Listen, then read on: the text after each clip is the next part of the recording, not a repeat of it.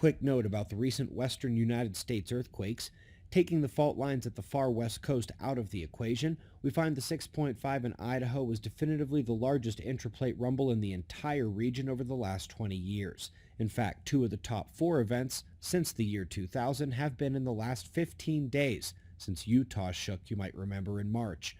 Now, as we switch to listings by year instead of magnitude, I hope you can notice that we often get multiple upticks in the same year in this region, but they haven't been quite as big as this one in a while. Off to Afghanistan. When Iran floods, you know surrounding regions can't be far behind.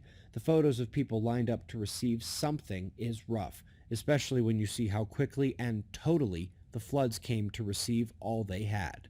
South Dakota River floods are giving all they have, and have been doing so for an insanely long time. The upper Midwest ground moisture and hydrology situation has them above normal by a good ways, with the springtime upon us and the rainy bit of the year. In fact, April precipitation forecast is out in the U.S., and the upper Midwest is in that high forecast zone. No drought forecast this month, interestingly. But I forecast that this is no fun. Polar vortex peeling off right over western Canada, and as we come down through the atmosphere in layers to the jet stream, we find that peeling of polar air meets various dips in the jet stream. Goodbye, early spring warmth, the cold returns.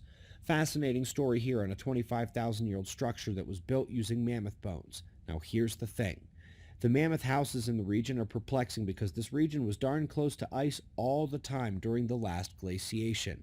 According to the official paleoclimate timeline, we were still in the last ice age at this time, which brings up every question from their ruggedness to a different latitude for that location in millennia past. Either way, we've been building and organizing a very, very long time. Interesting bit here on a slow diffusion region just outside the solar system. Their spatial distribution and distance mapping mistakes notwithstanding, indeed we should be in a low...